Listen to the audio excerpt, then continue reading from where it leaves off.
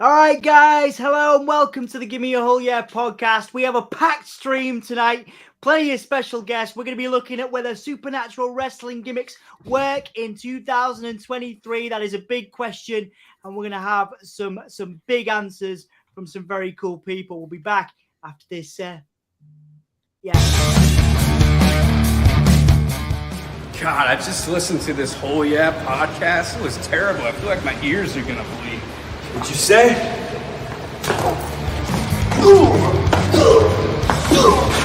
This is Darby Allen, and you're listening to Give Me a Whole Yeah podcast.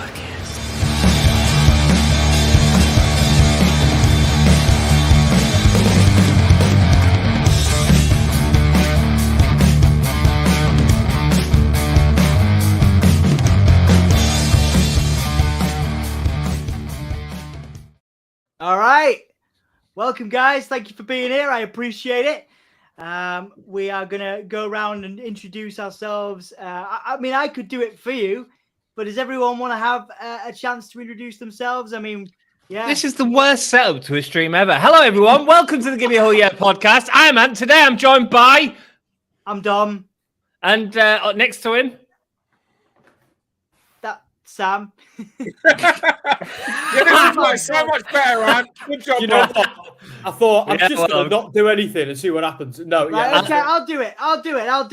Right, Anthony from the Give Me a Whole Yeah podcast. Sam from Give Me a Whole Yeah Soundsphere Dexerto. Dan from Pro Wrestling Eve. And Joe from the Insiders Wrestling Podcast are here to discuss this Supernatural Wrestling Gimmicks thing that worked out a lot better in my head when I planned it all out. But here we are. It's lovely to have you all. So I guess we'll get cracking because it is well, it's early for some people and late for others. But the question is, guys, do Supernatural Wrestling Gimmicks work in 2023? It is a big question, and I would like you all to have a viewpoint. We'll try and get to some comments at the end as well. I know there's a lot of views and stuff that we want to get and a lot of questions I want to ask. So should we go around and just put that question to the room? What do you think about that question? Do Supernatural Wrestling Gimmicks work in 2023? Let's start with Anthony, my usual co-host, and then we'll go to Sam and Dan and Joe. Rock and roll. Thank you, Dom. First of all, I'm very excited to be on this podcast because I think we've got a wide breadth of opinion on this. We've got Joe, who obviously works for the Wrestling Insiders, which is a fantastic podcast, which is primarily, I mean, it started off as Impact, and you still do a lot of Impact reviews, but you've become Abby's Window on a Monday is a weekly go watch show. We've also got Sam and Dom, who Bray Wyatt marks, who love everything he does, and we've got Dan from Pro Wrestling Eve, and Dan sees wrestling from a different perspective in terms of he sees how he can book something. So I think it's really interesting to go and talk about things. And I'm the type of person who I don't think Supernatural Wrestling doesn't work. I think it does work. The problem isn't with Supernatural Wrestling. My problem is with Bray Wyatt. And Bray Wyatt seems like a guy who has these feuds that we're always interested in. We're always interested in what's going to happen, always interested in the next thing that's going to occur. But there's no punchline. At the end, it doesn't deliver. And for me, that becomes frustrating as a casual viewer of that product. And I remember watching, the live stream with Dan and Dom and Extreme Rules, where he did the whole Toxic Avenger thing. And me and Dan are there laughing away because he looks like some mutant that's Toxic Avenger 5. But it's not laughing in a funny way. It's laughing in a, what the devil is this that's happening right now? And so my issue with Bray Wyatt is the fact that I don't think there's a punchline at the end of it. I don't think there's a match at the end of it, which builds up the justification for the excellent work that he's doing, building up to a feud. And so that's what I'm interested to talk about. I do think Supernatural Wrestling does work. If you want to call Sue Young or Rosemary a supernatural wrestler, I think they work great. Malakai Black, I think, works great. For me, it's not an issue with Supernatural. Or Broken Matt Hardy. Let's go to the other extreme. Let's go to the crazy extreme. I'm fine with that. My issue is less with that and more with the Bray Wyatt ending of a feud. Guys, carry on. Yeah, I mean, we'll focus on Bray Wyatt, I think, to start off with. Then that was something I was going to leave because there are other wrestlers I would like to talk about today. But Cool. we'll focus on that Bray Wyatt question. Let's go to Sam first, and then because we've talked about this a lot on our streams. Obviously, we handle SmackDown right here on the Give Me a Whole Yeah podcast every week. But we've been excited and we've also been quite disappointed in what Bray is doing. So, what are your thoughts, Sam? In this context of do Supernatural Wrestling Gimmicks work in this time that we're in? I'm going to agree with Ant here because do you know what? I was in the bath before and I was thinking. And we're all good. We're all good thinking stats. Exactly. It's just after you rang me, actually, Dom. And I thought to myself that Bray Wyatt is like the show Lost. No TV show in the history of time has captivated me, kept me interested, yet at the same time frustrated and not satisfied me, quite like that TV show did. Still one of the all-time greats, but it never... I ate the meal. I gobbled up every ounce of it, but it never filled me. And I'm beginning to feel a little bit like that with Bray Wyatt. I feel like it captivates me, and every question is answered with another question. But we never get to the part where I'm like, oh, I'm full with Bray Wyatt, which might be deliberate. It might be just a case of, keep them wanting more.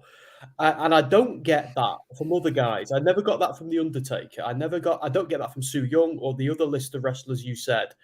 Now, to answer the question, I do think they can work, but when it's... I like to think that The Fiend and the Firefly Funhouse and all that sort of stuff was Bray playing mind games on his opponents in a very unique and cool kind of way. When he started getting set on fire and coming back to life, that's when it started losing me. That's when I enjoyed The Fiend. I liked the idea of him going to a dark place. Obviously, The Undertaker, you could explain it away with he's just messing with the minds of his opponents. The same with Bray. So I wasn't massively into the whole Undead Realm stuff in Impact, and the broken Matt Hardy thing. I liked it in Impact, hated it everywhere else. It's just too much going into an ice machine and teleporting, and that's not for me. Sorry. But yes is the short answer. I think they can work, but when they're done sparingly and well. Yeah, and it's interesting you bring up some of those gimmicks there. We talked about Su Yung and Rosemary, and obviously we want to bring up Isla Dawn, who's currently doing a Supernatural sort of gimmick in NXT. But aside from that, this is why I wanted Dan to be here from Pro Wrestling Eve, because aside from obviously the wrestlers you've promoted and supported over the years, are your tastes geared towards Supernatural gimmicks, Dan? Do you appreciate them? Do you enjoy them when they're done well? And for you as a booker and someone who's managing these events and when things go on and how long they go on for, do Supernatural gimmicks have a place in what you're doing, and do you enjoy them when they're done well? Can you go through, because there were several questions there. I want to kind of make sure I get. So what was the first question there? The first question, the simplest question, is: do you appreciate Supernatural gimmicks as a wrestling booker, as someone that puts together shows? Do they have a place on your shows? Do you enjoy them? Okay, there's still several questions there. So do I enjoy Supernatural gimmicks? I enjoy any good storytelling. So if it's good storytelling with Supernatural gimmicks, absolutely. I've enjoyed this variation of the Bray Wyatt character that we're seeing right now more than I think I enjoyed the previous the Fiend variant, or at least the Fiend Mr. Rogers style stuff at the end. That stuff I didn't enjoy. I actually quite like the Fiend. I didn't like the Mr. Rogers stuff. I had a big problem there. The disconnect there in terms of the realities in which this character was happening compared to the realities of the rest of the show. the two things didn't really mix. Like, what kind of show are we watching here? And that was where I found, but I feel that we'll come back into that a little bit later on. What was the other parts of the question that you asked? The other part of the question was, obviously you've seen gimmicks like Su Yung, you've seen gimmicks like Isla Dawn. You may have a small amount of insight into the thought processes that goes into them. In terms of executing a gimmick well, that you've seen in terms of some of the wrestlers you work with, who's done it best and what made that unique? What made it interesting? There's a difference there. Like, see, what we're also doing is, like, by saying Supernatural, we're grouping a load of characters that are actually very different, that will come under a larger umbrella. And one does, just because they come under that same umbrella of Supernatural doesn't mean that they are therefore the same or treated the same or work the same. So, for example, Isla Dawn. I worked with Courtney originally before she had the White Witch character. I worked with her as Courtney before she was Isla Dawn, and then I worked with her as Isla Dawn, but when she was finding who this White Witch character is, and she didn't really have anything that made you think that there was a supernatural element to her. The reason why I didn't work or I didn't book her very often, in fact, I only booked her as Isla Dawn once. And that is because I didn't know how, on an independent show, I could put across the supernatural character. Because there's a difference between being at an independent show and witnessing this live, as opposed to witnessing a television show like WWE and presenting a supernatural character. Okay, where you need all of the effects, effectively, pardon the pun there, like to really tell this story. I didn't know, and I still to this day do not know, how I would get across that character of the White Witch to an audience live at an independent show. However, I had no problems with the Su Yung character, because the Su Yung character is so visual, whereas the Isla Dawn character is not particularly visual. There's a lot more effects and a lot more gimmicks that go into the Isla Dawn character. Courtney is a wrestler. Isla Dawn is a wrestler. Tons of fun working there, like as the wrestler. It was when it became to the character of the White Witch. That's where I found myself struggling on how do we tell the audience what this character is within the limitations of a live indie theater show.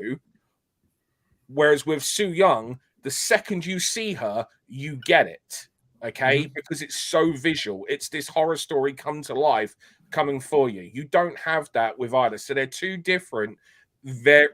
very different characters and two very different ways of being able to portray those characters, and two very different ways of being able to, one doesn't need all of the TV stuff and the other one does need a little bit more. Does that make sense in what I'm saying there? Yeah.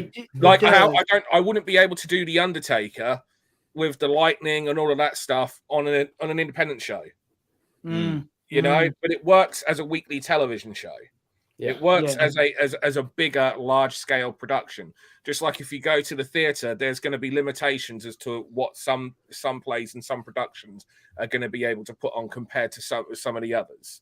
So, but with Su Yung, that character is just a horror movie come to life. And, when I worked with Su Yung, we got some of the other trainees at Eve Academy to be the undead brides. We just changed the lighting so that when she comes out, it was all red.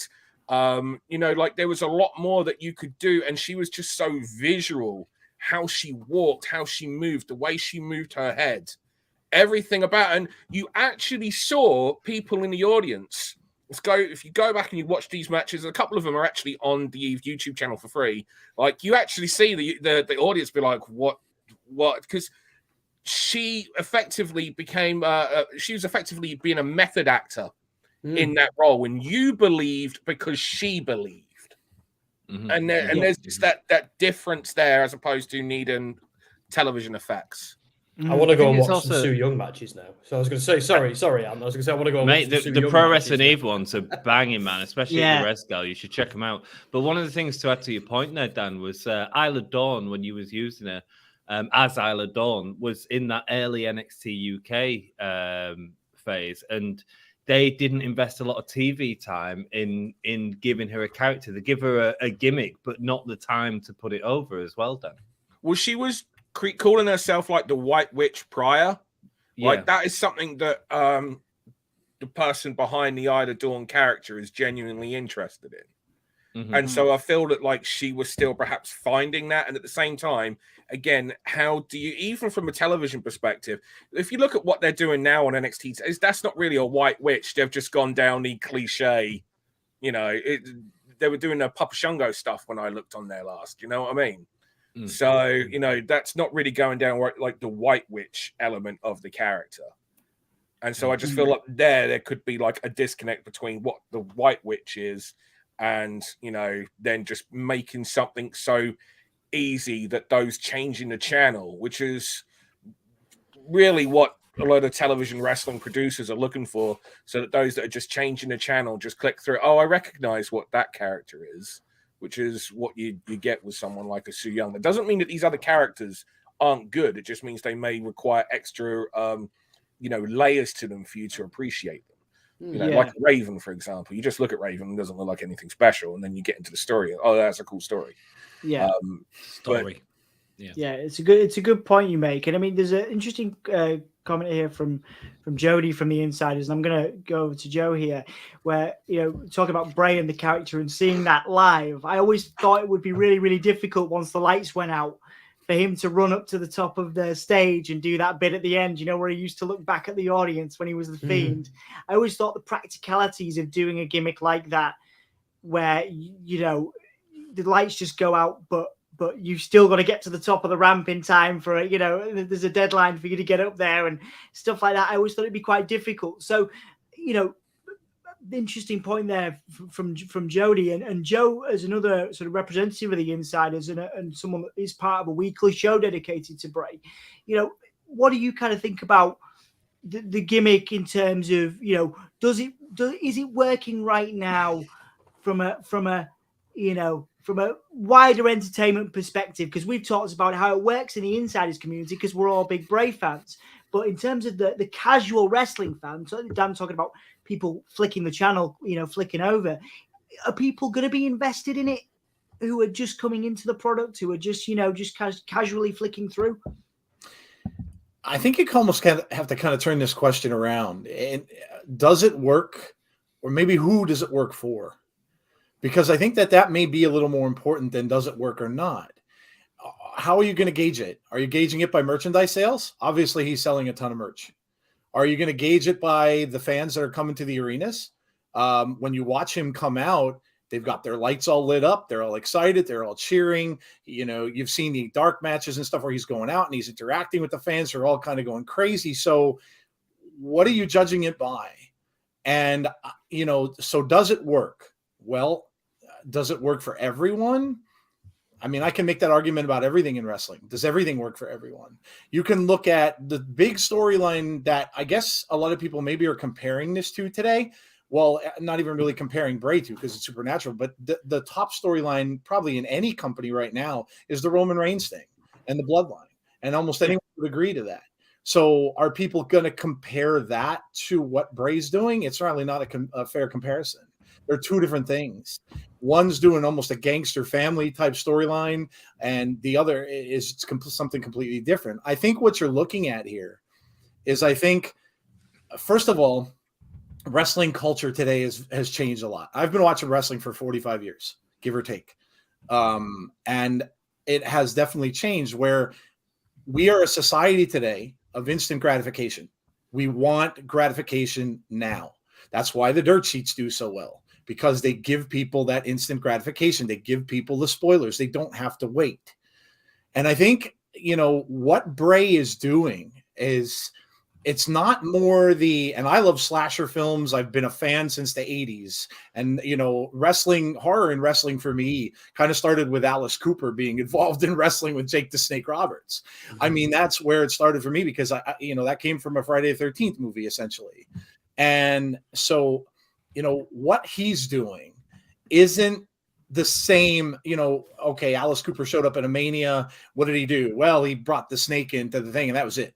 It's very, very different. And I think what he's doing is a lot more of drawing out a story where he's got something in his mind that he wants to get to. It's just how long is it going to take for him to get to it? And I think that's the whole thing. Do people have patience for that kind of thing in 2023? I mean, if I had to answer that question in particular, I would probably say the majority would probably be no, because I just don't think that there's that people have that. I don't know. I don't think they want to wait that long to see results. I think they want to see it quickly. Yeah. Interesting point, Anthony. You had your hand up there, mate. Yeah, I'm going to disagree with you, Joe. For going next. I got my hand up first. Shut your face. I'm going to disagree with you, Joe. And here's why. And Jody said it in chat as well, because people have gotten lazy. And you've just said that people don't have the patience for it. However, they've shown that they've got the patience for it in the Roman Reigns and Bloodline story. If we're talking about this day and generation, that's an angle that has gone on for a long time and has been engaging TV every week. And my problem with the Bray stuff is I don't believe it's been engaging. And so I put that to you, and maybe Dan can add to that. I don't think the issue there is with people being lazy or not having the attention. I think people do. I think when you tell a story I don't think it's long build. I think it's repetitive and not get into any sort of angle. And then when it does get to an angle, which is what I said in my sort of introduction, it under-delivers. So the problem is the problem is the fact that it's taking too long. It's taken too long to get there. Well, this kind of comes to what I was going to say, which is because I disagree as well with what Joe said to an extent, because Joe's also right in that we're dealing with people with a shorter attention span. You only need to watch, a YouTube video now. It's TikTok now, Dan. Well, I'm talking about like the cuts and how everything goes. You know what I mean? Yeah. But your aunt is absolutely right with regards to the Bloodline storyline, which Joe also said himself. And he made mention of the comparisons between the Bloodline and Bray and people that are comparing the two. Sam mentioned earlier as well, so I took a note, every question answered with another question. We didn't get that with The Undertaker. Now, I think these actually all come under the same thing, in that these characters can easily become victims of week-by-week storytelling as opposed to working to a finish like a movie or a series. Now, with regards to the Bloodline, we knew what we were building to, so we were enjoying the ride, but we knew where we were going. Where are we going with a lot of these supernatural characters like Bray Wyatt?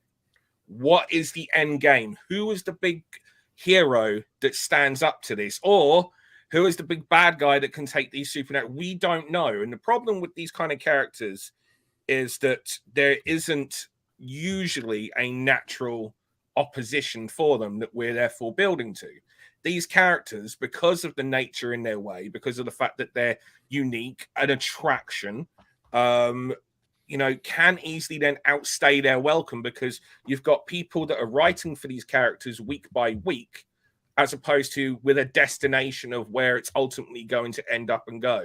So you've got a horror franchise that outstays its welcome. The only difference is, at least with a horror franchise, even if we do get 7, 8, 9 movies into it, at least we've had a year or two break in between. This is weekly television.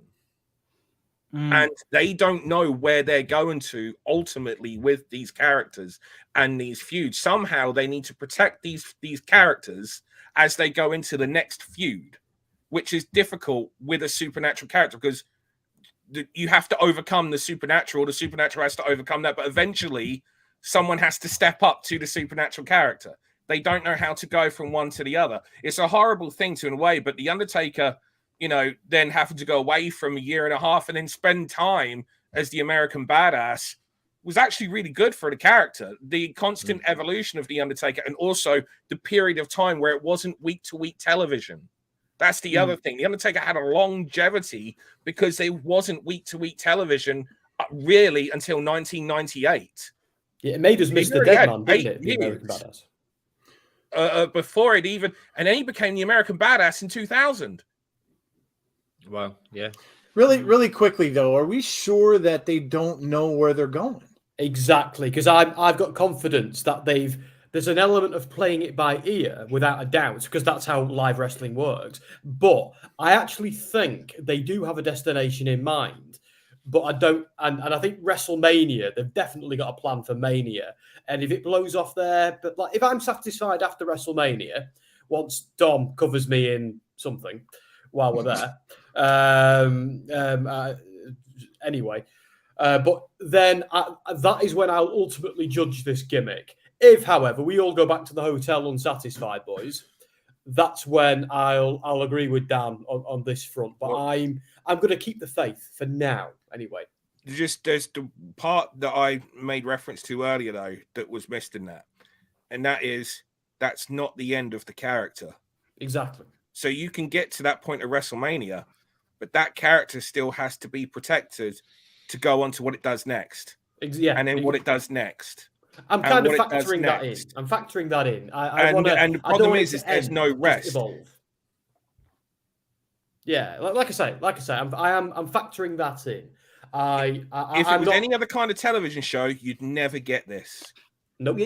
Yeah. I mean that's one of the things I wanted to bring up, and Jodie's obviously a big part of the Abby's window on the inside is Jodie's. I like not knowing where it's going, but my only issue is that again that's fine for and Dan and Anthony and well everybody can have a viewpoint on this. That's fine for people that have a weekly show and we who are really invested in the lore of the character Bray Wyatt. There should be a comic book. There should be a movie. Oh, yeah. But for weekly television, you're not going to get the casual fans in, and I guess from a promoting standpoint, you want people to come in and not go, why is the arena neon and why are there glow sticks for kendo sticks and things like that? That's my issue is the story is great, the lore is great, but it has to translate to a casual fan, does it not? I've just got a quick counter to that, Dom, if I can. Then I'll please. shut up and let you boys go. My quick counter is, so my brother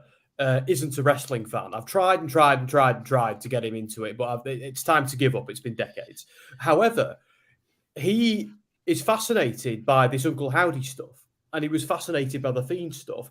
He's watching all the Bray Wyatt stuff on YouTube and following that, but not even bothering with the even better stuff, arguably, which is the Bloodline and all of that, because he's a big horror fan.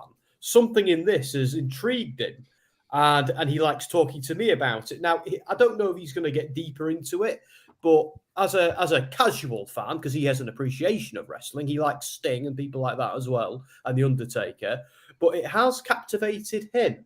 So that's quite interesting. So as a casual, he's engaging with the product specifically because of Bray Wyatt and nothing else. So I just thought I'd throw that in there. You spoke about a weekly television show though, Dom, and see, I mean, I had made mention I'm a fan of slasher films. Well, yeah, I was there are plenty of them on TV, on pay channels now with Peacock and stuff. They're doing weekly horror shows. So from week to week to week. In fact, the Friday the 13th one's coming out soon. I think they're calling it Crystal Lake. That's coming out on Peacock at some point. But, so they're going to do a week-to-week TV show. Right now, The Last of Us, which is a horror, basically based video game, is one of the most watched shows on streaming. And it's fantastic. And it's a week-to-week show. So, and yes, it's different because you're building, they've got writers, they've got, they're doing essentially a mini movie spread out over however many episodes that they're doing. But what's to say that, when Bray came back and when he got into discussions with Rob Fee, who apparently is the guy that he was talking with, and now he's in charge of whatever he's doing and working with him, and how I guess this guy was in plans to do a movie with him at some point before he was released. But maybe they got to talking about where this was going to go, mapped it all out, and then decided, as you mentioned about, maybe it is going to come to a head at WrestleMania. And the whole thing is leading to that, wherever it's going to go. Is he going to fight Howdy? Is what a lot of people are maybe assuming it's going to be. I think personally it's brilliant. And Jody and I compare this to Split all the time, the movie Split, if you've ever seen it. I think he's fighting himself. And I think that's where this is going. Is it too intellectual? Maybe. I mean, what kind of fans do you have? There's a lot of kids who watch wrestling too. Are they going to get it? Nope, probably not if they're under, 10, 9, 8 years old. But if that's where he's going, then maybe, I don't know, is a good word to dumb it down? Probably not. That's not dumbed down television more than I it don't already get it. has been. Yeah. I mean, and how does that translate to the ring if he's fighting himself? Like, if we know Bo Dallas is walking around as Howdy, we know that, but they will never unmask. So how are we going to know? I bet he does. I'm This not is too WWE. sure. I'm not too sure. Because I'll give you my quick theory. Then I really want Ant to finish his point. Oh yeah, go ahead. Because my theory here is Uncle Howdy is a person from Bray and Bo's past.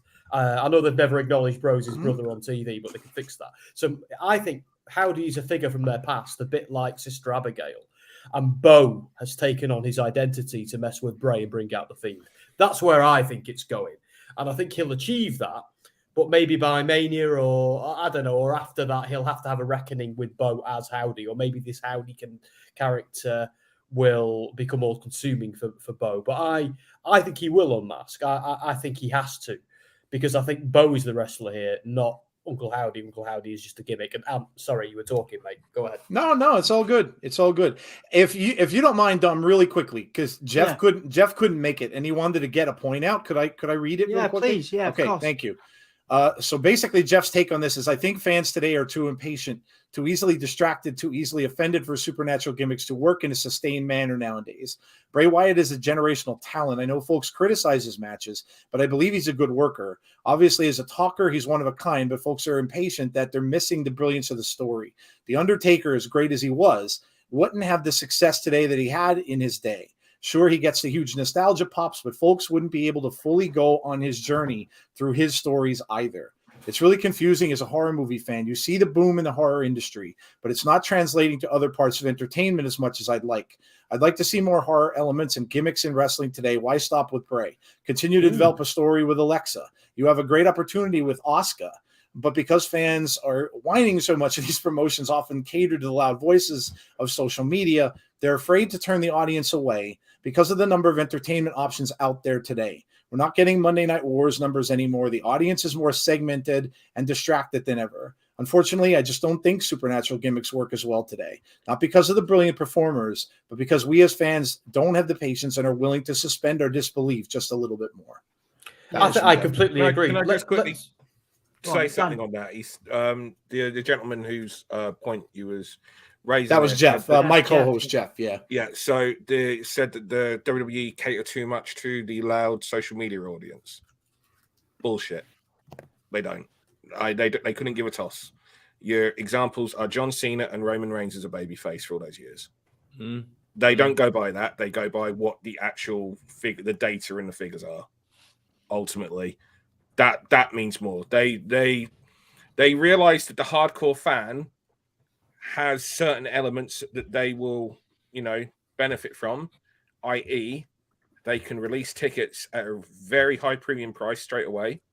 And those are the audience members that will buy them up straight away and pay those higher premium prices. And then once they've bought all those prices, they'll reduce those ticket prices because that's when the casual lot come in. And then, so there are ways, and they will put on some things that will benefit for that audience.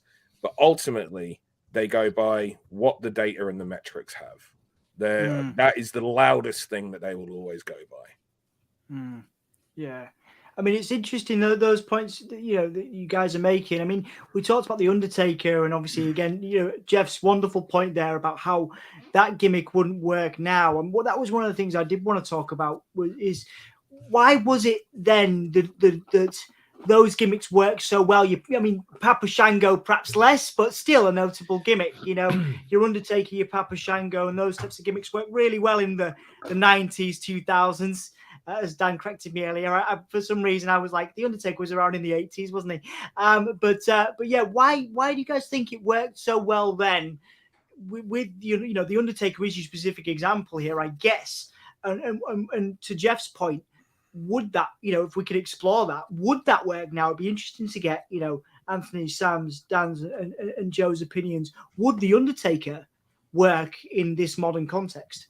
Let's go with Anthony first. Go on. I think The Undertaker was in an era where there was very different gimmicks within wrestling. And so I think The Undertaker as a gimmick was working next to pig farmers. And so we had these very sort of obvious gimmicks, and Undertaker to that extent was an Undertaker with a pallbearer as his manager. So I think it was easier to get it to work, but that's not that I don't think that it can work. I think that there are gimmicks that are far out. Orange Cassidy being an example, who I think is quite a far out gimmick on a Western TV show every week that's very different to the rest of the product, but I believe it sits better within that universe because it's less far out there. And maybe going back to Bray, that's one of the issues, is that you've got this sort of go to the bloodline, which is one of the best angles in wrestling that there's been in years, is an angle that deals with family emotion, and it deals with threatening behavior, and it deals with influence, and it deals with all these different things.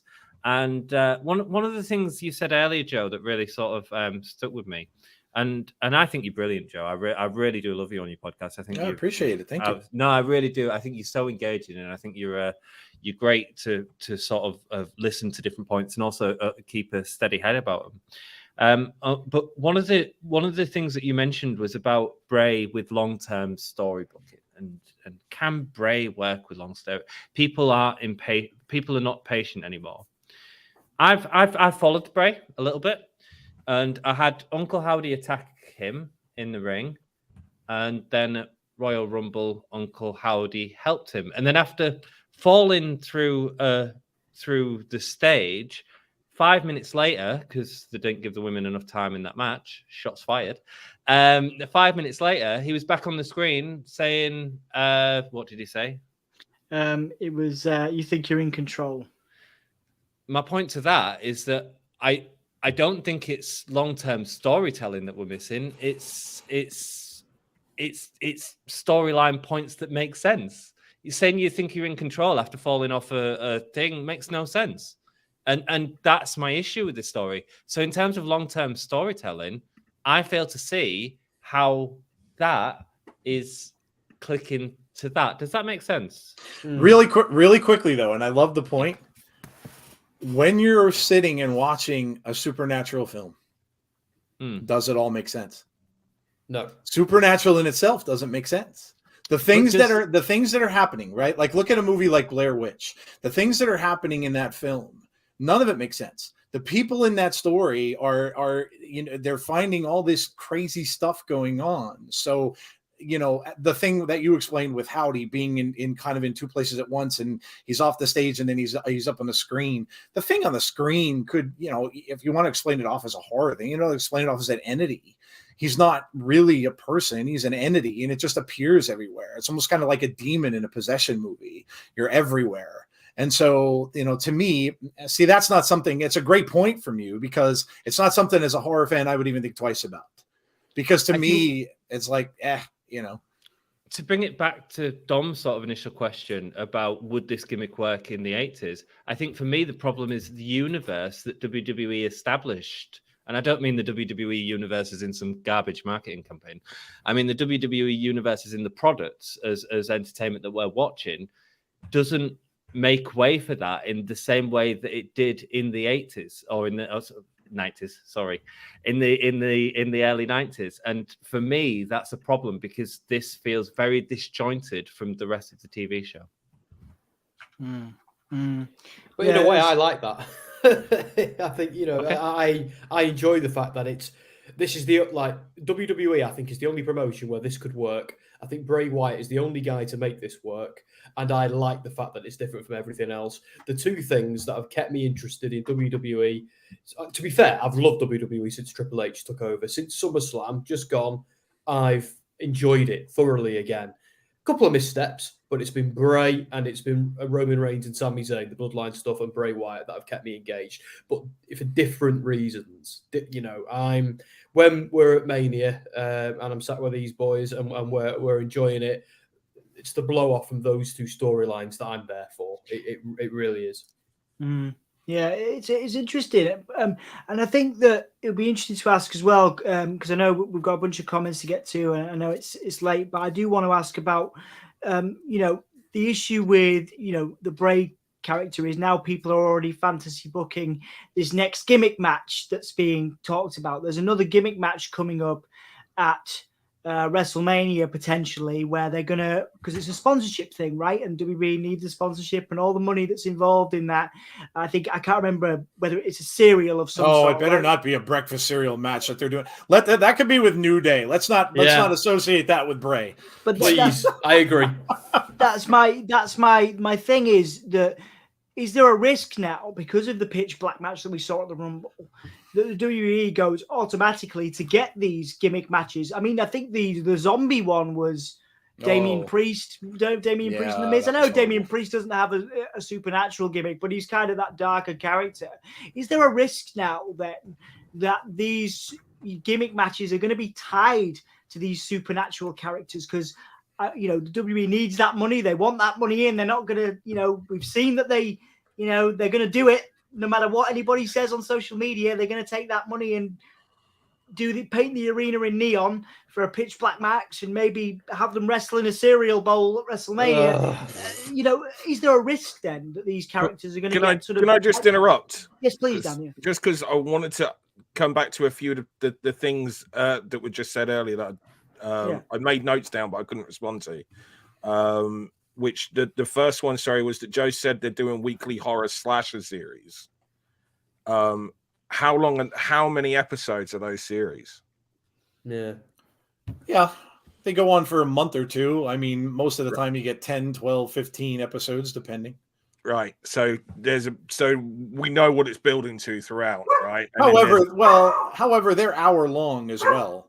Yeah, which is that's fine, but like the character isn't in every scene for those hours, and there's multiple characters in those, and they all have their own storylines, right? Correct. WWE doesn't have that. Very true. And that's where there's a problem, because these characters have to live on every week. So we're all here discussing the idea of, but we're building to WrestleMania. Fuck WrestleMania. That doesn't mean shit. That is short-term storytelling. Like, the character has to live on. The character's supposed to be here next WrestleMania and the WrestleMania after that. And it may be another version of it, but the thing is that character is going to be on our television for 52 weeks a year, barring any injury. And there's going to be some months where that character is going to be on our television twice, a week, possibly even 3 times, if they feel that they need it to get things across because of television ratings and everything. Because that's the other thing that we're dealing with. We're dealing with character-driven storylines that are dictated by financial requirements on a week-by-week basis. Those are elements that don't happen with television series, because they go into a pre-production, they storyboard out what they're doing, and then they film it, and then they put it on TV. It's done. This is the storytelling that we're doing. We don't have that with how WWE do things. So that's where there's a big disconnect already there between telling these kind of stories in a wrestling world, specifically a WWE weekly, where there are no seasons. There are no series. There are no breaks unless someone gets injured. And even then, someone gets injured. Was there really a satisfying conclusion to that character and going off TV? No, it just went off because they were hurt and they couldn't perform anymore. So that's where I disagree with being able to compare this to that, because there's a big, wrestling doesn't work like that, sadly. It'd be interesting if there were any soap operas we could compare it to. Things that run on and on and on and on and to nauseum and never end. EastEnders. Yeah, EastEnders. That's a bloody horror show. Because, EastEnders then tried to react to COVID happening and living in a COVID world when they were filming on that aspect. But none of that is supernatural. If in EastEnders, right, it's a good point, right? Because we were talking about, Joe said that Supernatural doesn't make sense. And he's bang on. Supernatural doesn't make sense, right? I love horrors, right? I'm not a gore horror person. I am a supernatural horror person, though. Right? I love stuff that fucks with your head, because I honestly think that is your biggest enemy, right? Is your head. That's the shit that I like. I like the shit that gets you thinking, right? I love the shit that turns you on yourself. That's the stuff I'm into. Right now, Joe said Supernatural doesn't make sense, right? And if you're suddenly watching EastEnders or a Made in Chelsea, type TV show, or whatever it is they have in America, the equivalent of, and you go from the reality aspect of it, albeit a scripted reality, into another storyline on the same show that's involving supernatural, like the girls think that there's a ghost there. Oh, but it turns out there is a goddamn ghost there, and it's chasing them, and it's gonna fucking kill them. And now here's Pat and the Vic. Right? There's a massive disconnect there between what's real in this world. Now, that'll pop a few people for the ridiculousness of it, but most people are going to be like, the fuck is this? And that's where I was with the older Bray Wyatt character and the Firefly Funhouse and all that stuff. You've got to look up a show called Twin Peaks from the United States. Oh, I remember Twin Peaks. We've seen it. We've all seen it. Motherfucker, I was there. I'm old too. Dan, but again, then we go back to what I was Pat saying earlier about how these are things that are storyboarded and then go through, and we have our episodes and it comes to an end. And wrestling doesn't work like that. And herein lies the problem with the comparisons. But we still need to be consistent with the storytelling and the world that we're living in. So can supernatural characters live with, be in here? Yeah, but don't take the piss. Agreed. You can be a horrific supernatural-esque character and still live in a reality-based world, because we do have that. We have subcultures in real life that we do not understand. And that's what wrestling is. Wrestling is cultures and characters clashing and forming a natural opposites of one another. Sorry, Ant, go on, bud.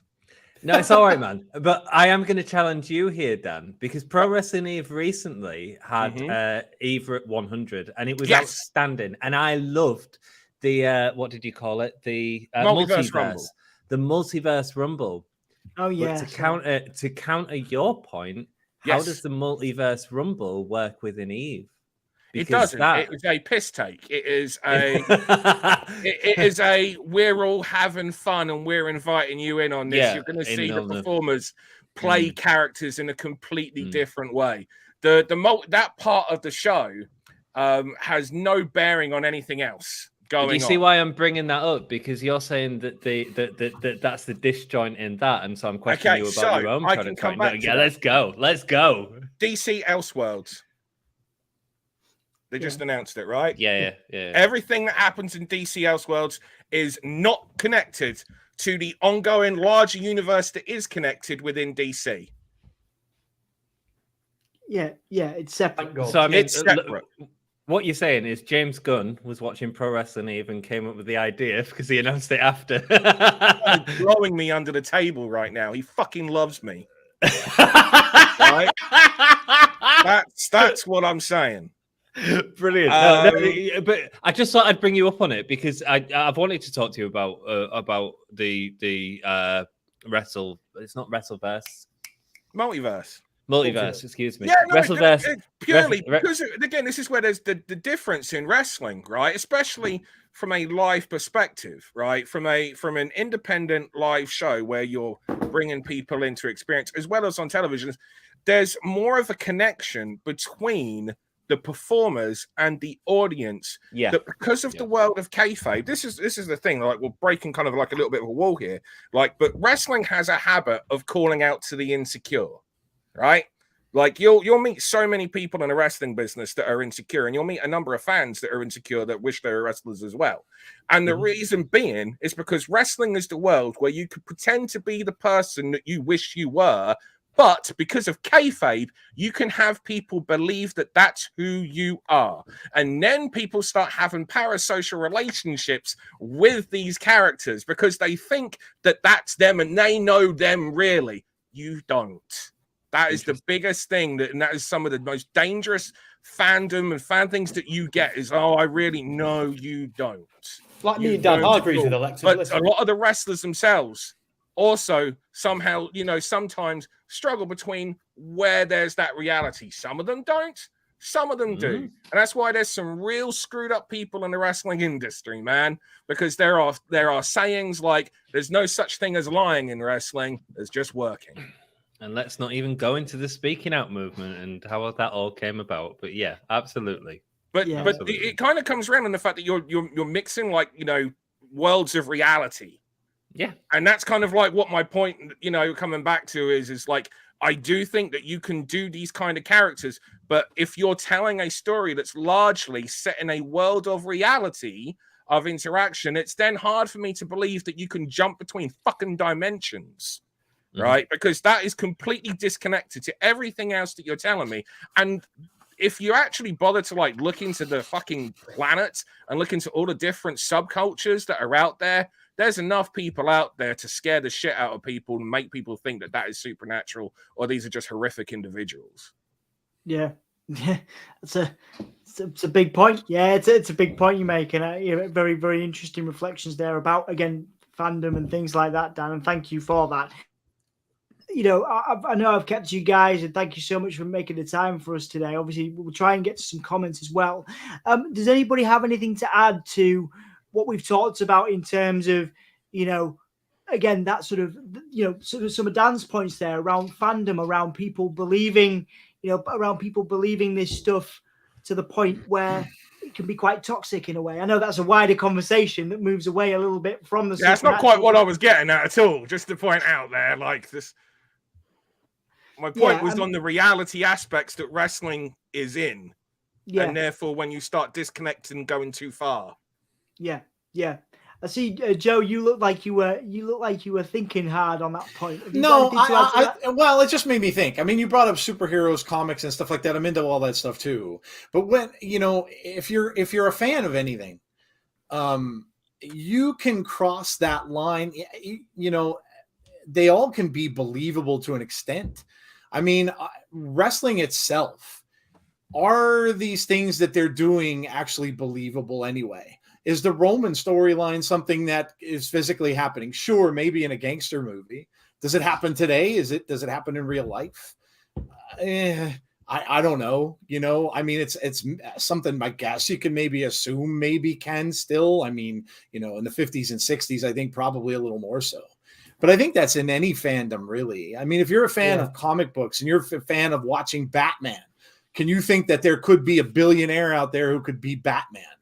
I see your point, and that's where the lines. Yes, there's a blurry line between reality, but the thing is, and this, you know, and I'll kind of just leave it here. And I tell this to everybody on my show when I talk about wrestling. I think the cool thing today is that there's wrestling out there for everyone. If you don't like a particular kind and you maybe want more of like the action of wrestling, maybe not as much on the storyline side. See, to me, that's AEW.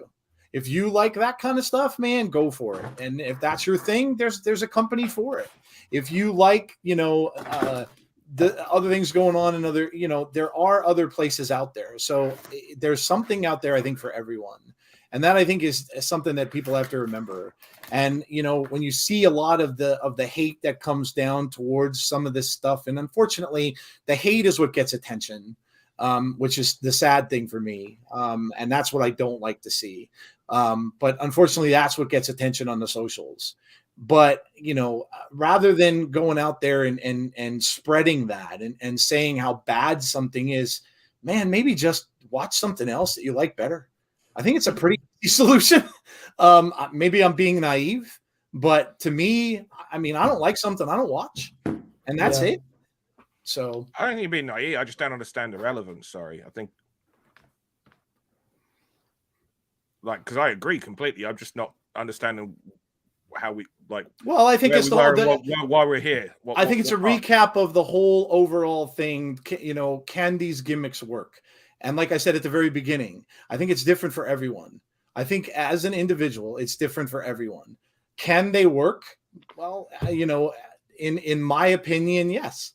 You're going to have a different opinion than me. You work in backgrounds of wrestling, so you're going to look at it from a different perspective than I do. But I shouldn't do.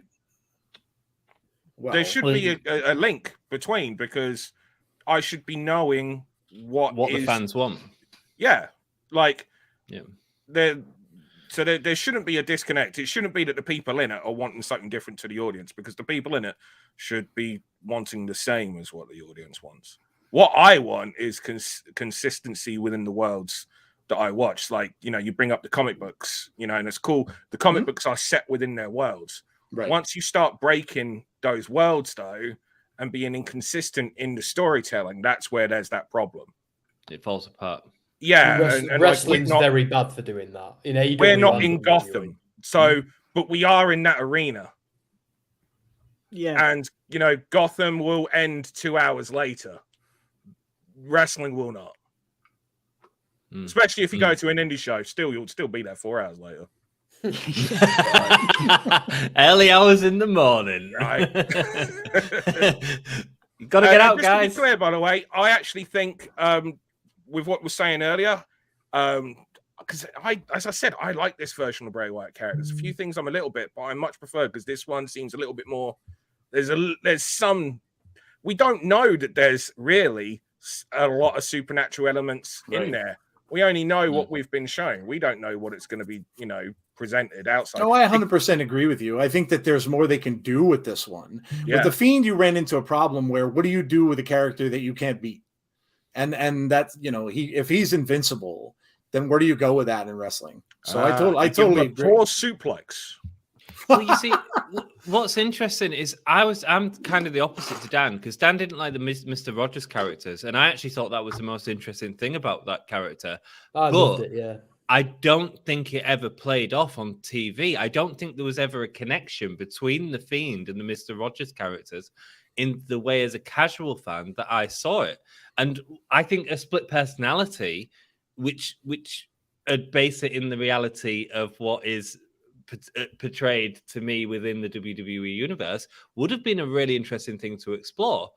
But I don't ever think they went in that direction, and that was kind of my problem with the disconnect between the Fiend. I dislike the Fiend more than I preferred seeing Mr. Rogers. I preferred his match against the Miz, Mr. Rogers versus the Miz. I thought that was one of Bray's better matches. Oh, it's ironic because I'm talking about someone that I don't think can ever deliver on that punchline, and that's my issue in Bray. See, I really like the Fiend, because that to me was just a fucked up guy, a guy that put on a mask and effectively become a serial killer in many ways. But how did it get there? Changed. It's what like the Black Phone, What was the connection? There was a storyline reason why. He had been writing the Fiend character for a long time, but the idea was, do you remember when he was feuding with Matt Hardy? And he fell into Hardy's lake of reincarnation. And story from Matt Hardy. He came out a baby face. No, I know it's ridiculous, because the whole Matt Hardy thing is ridiculous. But the idea was the Fiend was the evil thing gnawing to get back out. But I always interpreted the Mr. Rogers stuff as him just playing mind games on his opponents and messing with them. But they sold the Mr. Rogers stuff as actual parallel different dimensions. How did I get here?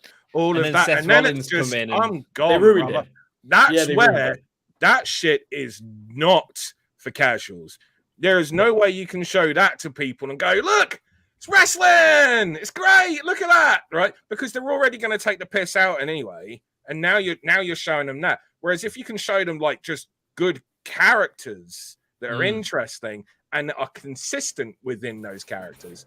Yeah, then you've got a better chance. John Cena thing, for example, the John Cena match at WrestleMania. The idea that he was taking Cena back through time, through different personas to eliminate him from time.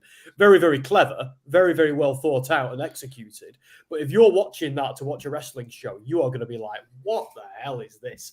You're not going to know what that is unless you know the history of John Cena and Bray Wyatt and the various other things thrown together. I appreciated it for what it was in the pandemic era. But I don't know. Someone like my brother wouldn't get his head around that at all. So I really like this version. I just want to make sure that comes across. And it's really just the consistency of the world that we tell these stories. That's what I want from the show. Don't throw us around. I think we've had more consistency under the current regime than the previous regime, which was a freaking mess. Oh, agreed. Yeah. Well, one thing I think we should come back to, because we've talked a lot about it, about casual wrestling fans and hardcore wrestling fans and how they can relate to this. And Sam has said, like, his brother watches the Bray Wyatt stuff, but has ignored the other stuff. And we're talking about the Bray Wyatt stuff potentially being too complex or confusing at the same time for wrestling fans. So how does that work, Dom? Dom, clear my head, sort me out. How does that work? Can you rephrase the question for me, please? Don't do a Dan to me. Just answer the freaking question, right? So Sam's brother watches Bray Wyatt, right? He only engages in that content, and we're talking about how a casual wrestling fan can't engage with Bray Wyatt because it's too complex. What's the difference between them two casual fans? I think it's the visual. I think he likes the horror movie aspects of it. He couldn't tell you who Huskus the Pig represents or who Mercy the Buzzard represents, and he doesn't know the backstory like that. I've given him a bit, but for him it's about the presentation and the fact that there is a horror movie monster lurking in the back that could pop out at any moment. To him, he finds that interesting. But is that engaging to a casual fan? Is the Bray Wyatt the casual fan's entrance into wrestling? Dom, he could be. Well, I as much as I obviously love the Bray character and I love debating that week on week with people that I care about, and people that I enjoy talking to, like you guys, I wouldn't show a casual wrestling fan the Bray stuff. What I would do is I would show them the Undertaker. We've talked about this many times. I'd show them the Undertaker Mick Foley Hell in a Cell. That's the worst thing you can show someone. You're showing them the extreme. Exactly, because where the fuck do you go from it? Because if someone buys into that, what are you going to show the bloodline stuff, maybe the bloodline stuff. I learned that with Trent. Like, I will ask his lad. Like, he's watched the Mankind Undertaker stuff. He loves it. And then I was showing him Undertaker and Shawn Michaels, and he was like, "This is boring." And I was like, when I got into wrestling, like there was tape training because we didn't have the and everything. And I remember when FMW stuff started coming over. You know, and we had all the barbed wire and exploding rings, and it was all incredible. And you could get people into that stuff, but you couldn't get them into anything else. If it took the real life massacring of individuals, effectively an extreme form of jackass, to get them into wrestling, they're not going to buy into that. Yeah, and that's the issue in it. So once you start showing them that kind of stuff, it's just like it's no different than showing them something from like Power Slap. Yeah, the issue with it is the reason you show them that is because of the old adage of wrestling isn't real, and you say this is real. Wrestling fans have this habit of needing other people to believe it's real, and it's about feeling security about ourselves and saying this is what can happen, as opposed to actually sort of looking at what you say is where the fuck do you go from that? Yeah. Sorry. No, it's okay. This is what we're here to do. I do think that's got the most argumentative cunt going. This is why we bring you here, mate. This is why we bring you here. I do love having the points. I'm aware we've kept you all for an hour. There is some comments I do want to get to, and I also think we'll end with what match you would show casual wrestling fans to bring them in. So start thinking about that, because that's a nice little thing to end on. So guys, if in the chat, what would you show people if you could show anyone a match to get them into wrestling? What would you do? There's a couple of comments here that I'd like to discuss. King Lex says that supernatural gimmicks are needed because he misses gimmick wrestling in general. Gimmicks are so memorable and have a place in wrestling. I'd like to get everybody's thoughts on that, because obviously it's a variation of, I guess, this question. But looking at multiple gimmicks have a place in wrestling. Any thoughts on that? Does anybody particularly want to start, or shall I go around? Should we start with Anne? Gimmicks absolutely have a place in wrestling. It's never stopped being a part of wrestling. The issue becomes where you are separating one gimmick from the rest of your universe. And it's about how that links in with the rest of the universe for me, and how disjointed that feels. While we are a YouTube, we all watch YouTube and we can all watch exactly what parts we want of the show, but I want the show to feel some consistency. And I think that Supernatural Gimmicks, going back to the original point, Supernatural Gimmicks absolutely can work in wrestling. It's just about how you tell them stories, and you have to be clear with them stories. And that's one thing, that's one issue I've had with Bray Wyatt. It's one issue I've had with Malakai Black at times. The stories are always as clear as they need to be. And what we need is a character-driven story. When we all talk about how good the Bloodline stuff is, the reason it's good, going back to your point earlier, Joe, about it is fantastical. It makes no, it only take place in a gangster story. However, the themes of betrayal and distrust and belonging as well, bullying and belittling and all this sort of stuff is all themes that we deal with in our day-to-day life. Dom, as a 1-2-3 Kid fan, massive 1-2-3 Kid fan, honestly, like he had figures and everything. Like he was a superhero to him. He overcome the odds, and I think the stories can be larger than life, but we need to have themes that we relate to and themes that we engage with. And when we just do spoopy doopy all the time and we talk ourselves around in circles, and it's not just Bray Wyatt that freaking does it, there's several others, you know, I don't think it engages in the way that we want to learn. We want to engage with that product. Does that make sense? Yeah, I agree. It is trying to find that connecting point. Sam, anything to add to that on King Lex's question there? Yeah, I think gimmicks are better these days than they used to be. I'll say that. Although NXT is killing all my enjoyment of wrestling at the moment with chasing you and things like that. But it really is. I hated it when it was.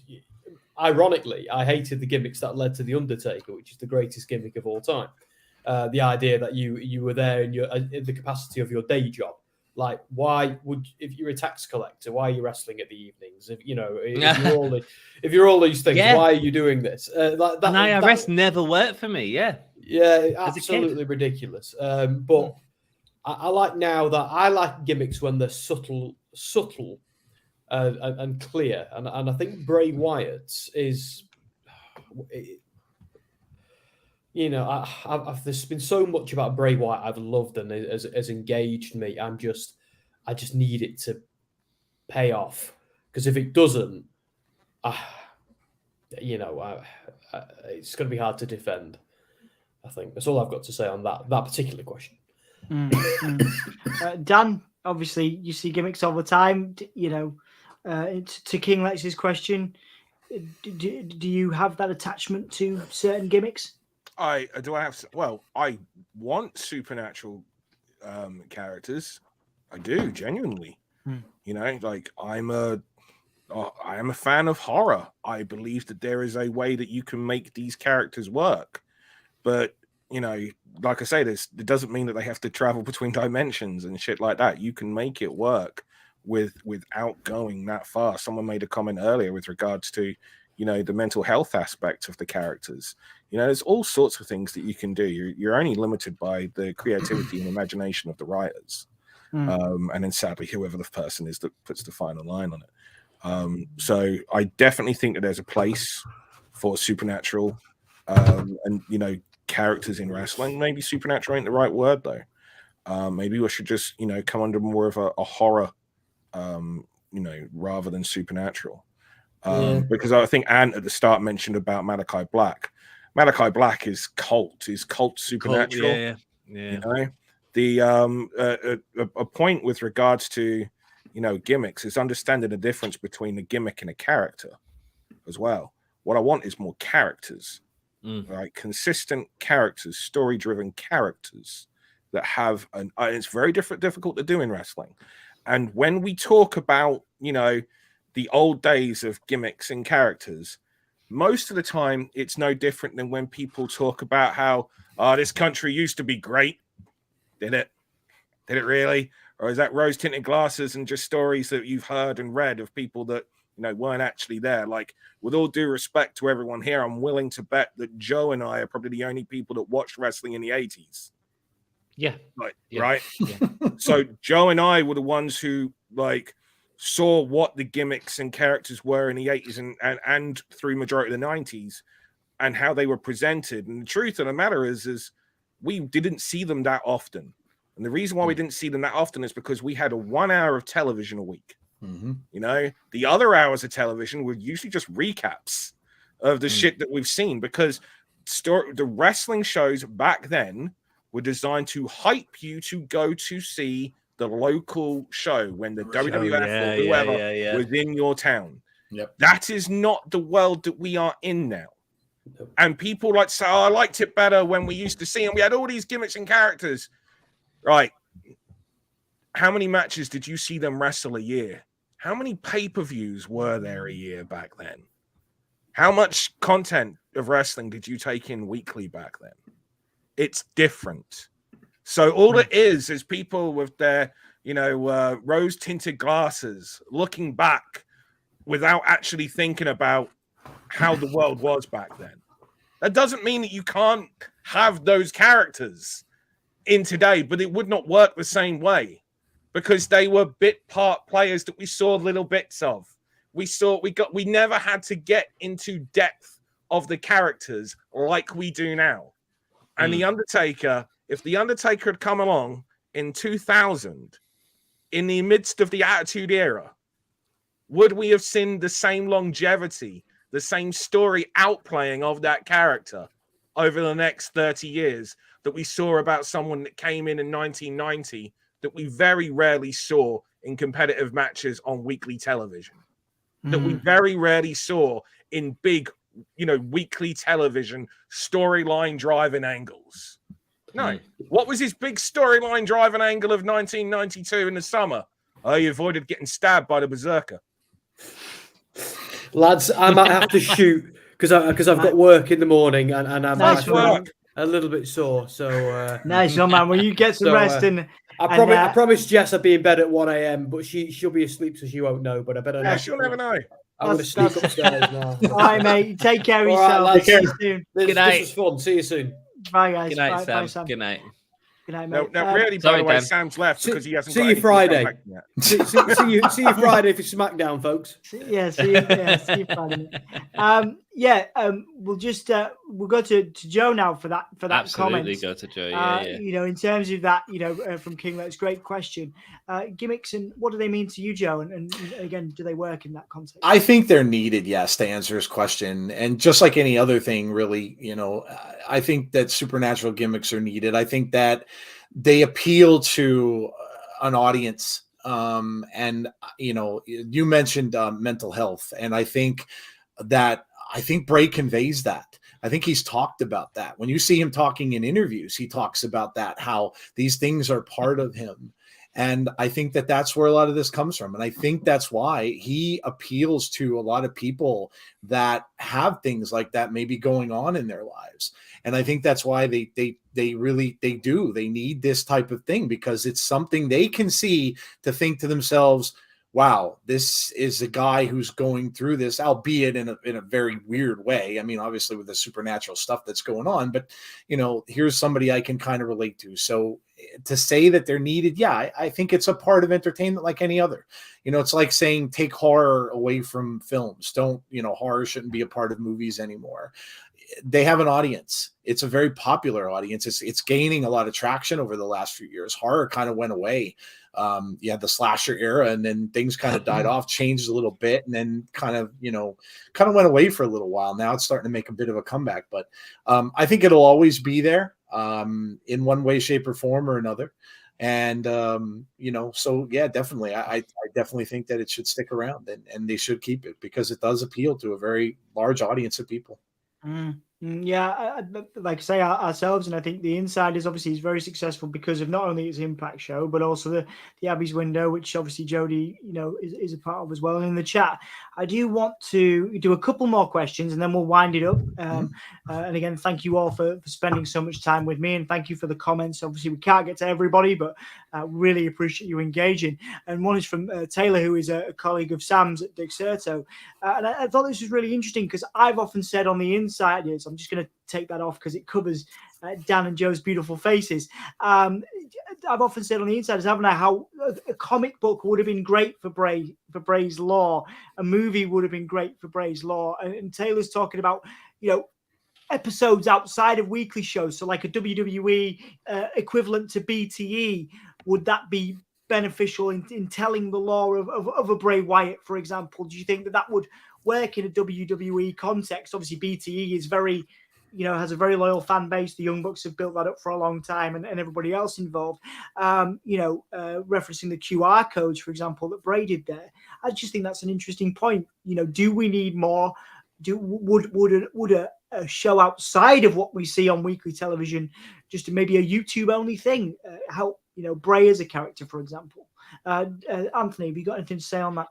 If you used to be very specific with it, yes, but your point of being the elite, I don't think works either. I think sometimes on AEW they pay way too much reference to that, expecting the fans to get it, being Adam Page coming out on a lawnmower, and understanding that you've got the time to watch that weekly television. I think if it was very specific, Bray Wyatt, but then you'd be giving.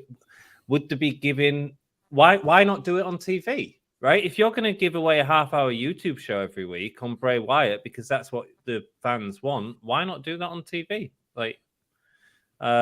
So I'm going to say no. Give Bray the time on TV to tell the stories and make the stories work on TV better. Yeah. Joe, again, I would liken the BTE thing. If in our world as Bray fans, a weekly show on YouTube dedicated to the lore of Bray Wyatt sounds fantastic. But like Anthony said, do you think that would work in educating some of the casuals to the Bray lore? And there's an interesting, because there's a video that I think Parts for Unknown did years ago, which a lot of people are now going back to for the lore of the Fiend, because it's talking about the man in the woods, the man in the woods story, which I think is really interesting. Do you think that there is a BTE equivalent, that being the elite equivalent, that Bray could benefit from, or do you think they should just do a full movie, or do you think they should do a comic book or something like that? Well, I mean, they're going to do a movie or something like that. It'd be a timing thing almost of when you would do that, when you'd get it out. Movies take time, obviously, to make, year plus. I knew a guy who worked in special effects on Man of Steel, and, it takes a while to develop all that stuff. But I mean, a short little video like that, I would guess that I don't know as much behind the scenes, but I guess that you'd run into issues there where, you've got a wrestler who has to be places every single week. So they're going to be traveling. They're going to be, on the road and things like that. So you'd have to, but I mean, they traveled with that Funhouse when they had Mr. Rogers Bray, like you guys were saying, Funhouse Bray. So they had that kind of going with him. I think that was similar to maybe what you were talking about there. But sure, it could fill in the lore if you wanted something to do that. Whether it would work, I mean, you definitely would get viewers that are fans of Bray. And it's almost like you were talking about with the Elite. Obviously fans of the Elite are going to tune in every single week. Are you going to get just, a fan who is not someone necessarily of Bray's to come out and see that? I don't know. Probably not, if I had to guess. But I think it would be good to fill in more for a character, sure. Mm-hmm. Yeah, Dan, now that you're back with us, obviously there's a question here from Taylor about, having an equivalent. I heard it. Yeah, of course you did. Yeah, you did say. What do you think about, again, because BTE is something that, as far as I understand, the Bucks worked on for years and have built up as a as a much more real reflection of what wrestling is like backstage, and there's loads of skits and things like that, and it seems like a very fun thing. But what we're talking about is much much deeper, like maybe a show to talk about the lore of Bray and things like that. Would that be something you'd be interested in, a BTE equivalent but specific to these supernatural gimmicks? Maybe. I think I pretty much agree with everything that Joe said, to be honest with you. Like I actually think the thing is, the Bray Wyatt character, right? At the end of the day, the character's so interesting that we're, for us Brits, we're up at 1:20 talking about it. You know what I mean? Like good, bad, or whatever. Like, it's interesting. Like I say, I like the current incantation. The thing about the Bray Wyatt character is it's such a good character that I think we'd all prefer if it was a movie and fuck off the wrestling, because it's so interesting that I want to know more and I want to see more. And this is where there's the disconnect slightly in the wrestling. The last thing that character needs, because it would be cool. This is the thing, right? From wanting to know more about the Bray Wyatt character, the shit that we're talking about is cool. If it had its own mini-sodes weekly, even if it's only a couple of minutes, would I watch it? Fucking too right, I would. Right? And I'd be excited. And the idea I genuinely love. However, there is a problem. The problem is it's not a movie character. It's not a series character. It's a wrestling character. And the problem comes back to there's already so much content already out there of this character. I think they've done a great job in limiting, actually. I think that they know that. And that's the reason why, because we have seen very little. People complained about how long this stuff between him and LA Knight went on for. No, I think it went on. I think they did it great. This isn't a character that you can give 20-minute, 30-minute promo time to every week, because that exposes the character. It gives away too much too soon. And this is a character that, to come to the point that I said is a problem earlier, it has to live week to week to week for an indefinite amount of time until this person either gets injured or finishes wrestling or leaves the company or whatever. So do I personally, because I'm interested in the character, want to see those type of things? Yes, but in the actual sides of wrestling, it would be a massive problem for them to do this, because it risks showing too much when it's already going to be it's exciting for us now, right? Because this is all new. Bray Wyatt is still the shiny new toy. Yeah, okay, we've had other Bray Wyatts before, but this is the new release. This is the reboot. This is cool. This has got new outfits. We've got the new outfit, Bray Wyatt. It's that's what this is, and that's part of the thing, and that's something that I think we should remember. Does it glow in the dark? I think it does. To be on that note, by the way, I showed my daughter some of the bits of the current Bray Wyatt. Now, my kids, I've always made a point to never influence my kids in what they're interested into when it comes to wrestling. Right? If my kids wanted to get into wrestling, they found it organically. I didn't want it to be, they were pushed in because their dad does the wrestling. They haven't. They're not interested in wrestling. None of their friends are interested in wrestling. No one they know is interested in wrestling, right? The only time that wrestling has kind of broken into their world is when Kenny Omega came out as Sans from the Undertale series, the little bit of the bubbly meme that went everywhere, and Orange Cassidy, who the kids think is great because he's basically the Sans character from Undertale. But when I showed my daughter, who also likes horror, some of the more recent Bray Wyatt stuff, and I explained bits to her, and also put over the fact that, hey, they got this guy that used to write for Marvel there, she started to be a bit interested, and she watched a little bit. And okay, yes, I did have to show her. This did not, she did not find this within a while. Her friends aren't talking about this. No one's talking about this. But the point is I was able to show her a little bit, and when I explained it to her, she was like, yeah, that's kind of cool. All right. But what also helped was the knowledge that, hey, there's this writer from Marvel that's also really involved in this. And also the guy that's playing this character is actually really into this as well. And I think some of that passion some of that credence and a bit of the rub also helped with her interest in it as well. And I think that would be something if they was to put out there a little bit more. You know, like it's for some in wrestling, again, it comes down to that insecurity. We're so scared to say written by, played by. Yeah. I think that's a shame. Because if we were to know, hey, they've got this writer in and he used to do this with this, and hey, the guy that's playing this character, he's really into this and this. It's like, cool, because I'm really big into those creators. Just like when Joe was talking about comic books earlier, like, you know, as well as I do, like we've got favorite comic book authors, we've got favorite writers, right?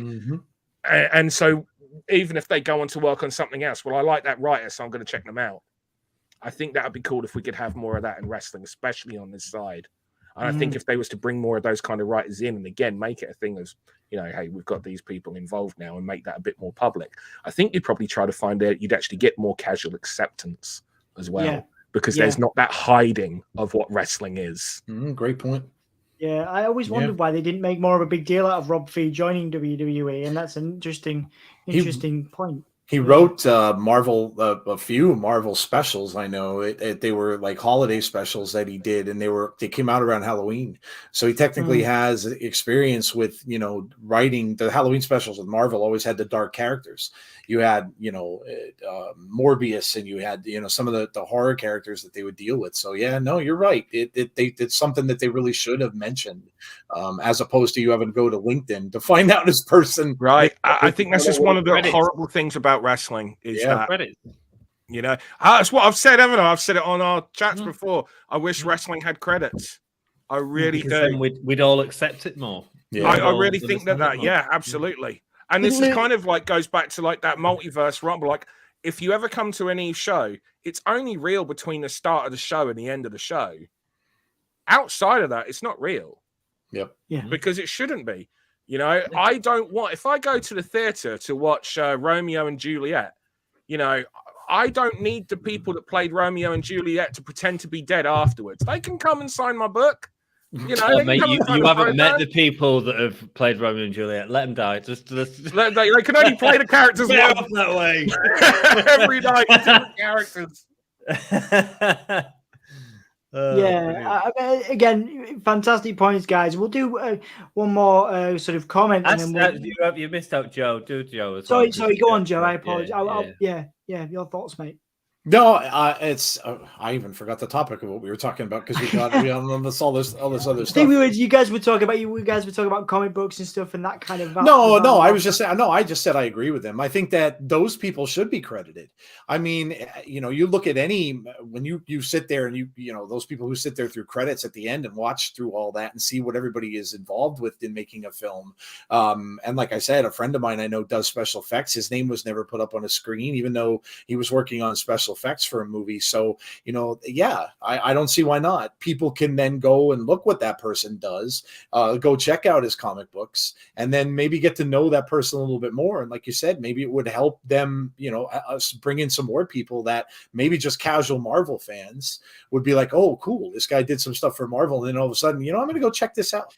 No, I agree. Mate, it's a whole bigger argument that, sorry to interrupt, Joe, about like, because I'm really passionate about this. Because I always say to people, fucking ballet, man, right? Wrestling is so similar to ballet, and people laugh, right?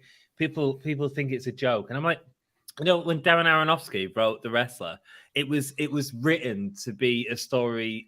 That and Black Swan was one story, and then it went two separate ways. And the reason that he wrote that was about ballet being that similar to wrestling, but wrestling being something that people don't understand and people don't respect as an art form, yet ballet is put on this high pedestal. And I say all the time to people, I say, ballet is so similar to wrestling. And say, no, it's not. I say, why is it fucking different? And they say, oh, because they don't train every day.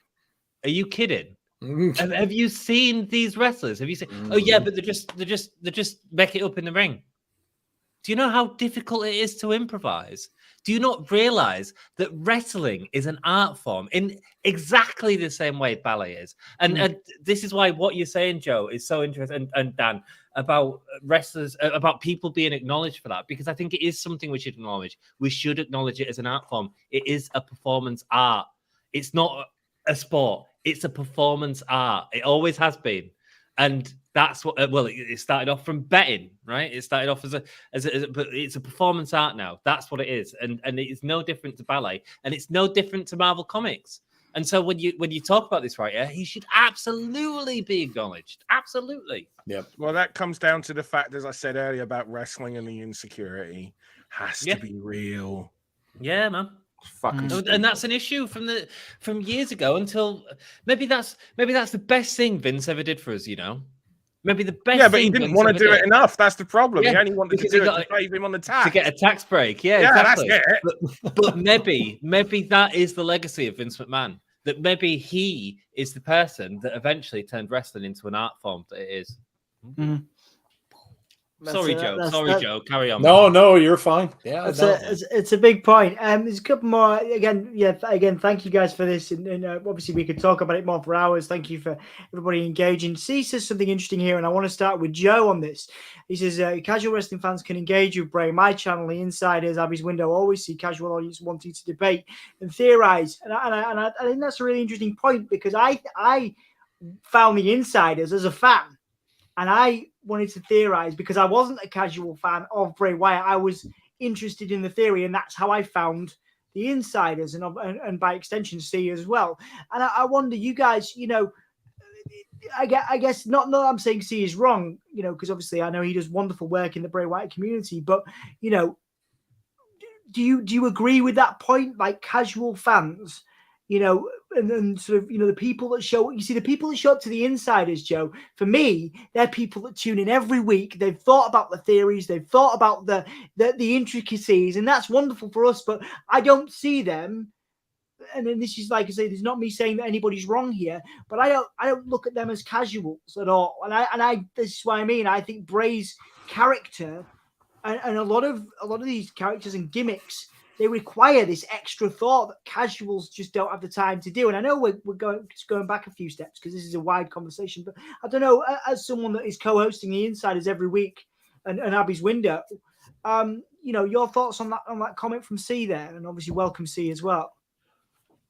I think the point he's making is correct in the fact that we didn't start off with anybody. When we first started that show, we might have had 10 people watching. So I think that, you know, and now we can get up to, you know, we get up to 1,000 people sometimes watching that show every week. But I can only look at it from my experience with it, I guess. And my experience is, and I have a similar story that Dan told. My youngest, who wasn't really a fan of horror much at all. You know, she came up to me once and talked to me with a similar situation about wrestling, telling me that her friends do watch. Actually told me they watch my show, which I was like astonished. I'm thinking, oh my God, you actually know people who watch our show. But I showed her the thing with Bray. And now this is the Fiend stuff. She didn't like it because she's not as big of a horror fan as me, but I would consider a person who's very casual. She doesn't watch wrestling at all. If any, she saw it and then became more interested in it as it went. So went from a casual person who never really watched to now, you know, you're checking it out specifically for that person. So does it appeal to anyone just off? Like if you, I guess that you almost have to define casual, maybe, to me, I guess.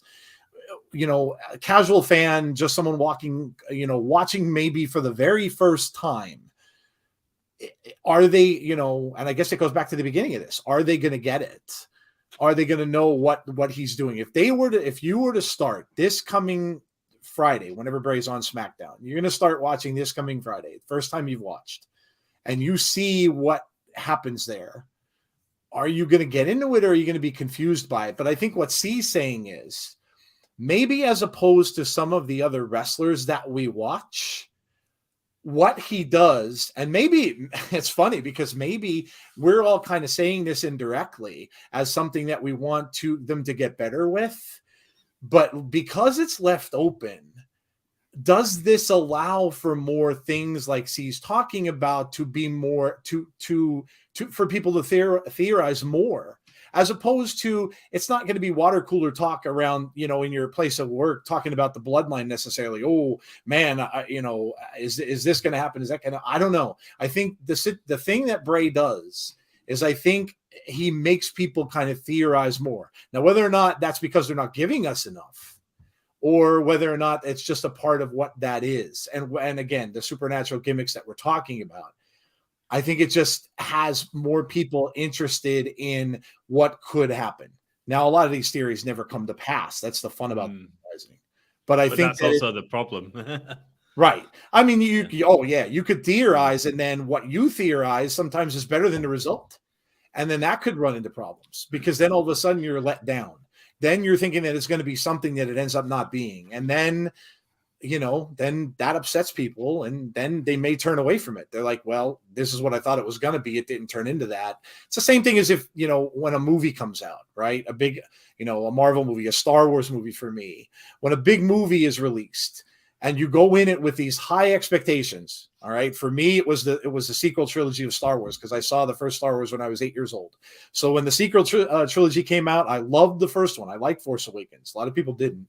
The very tail end of that, the way that it ended off with her going up that mountain, giving that lightsaber off to Luke Skywalker, and the music's playing in the background. I mean, I was like, yeah, you can't end this right here. And I was so expecting what was next. So then you had 2 years where you had to theorize. You had to theorize what was going to happen, right? And what I got, oh my God, I was so let down by what I got that I'm like, oh, this is horrible. How could you do this to me?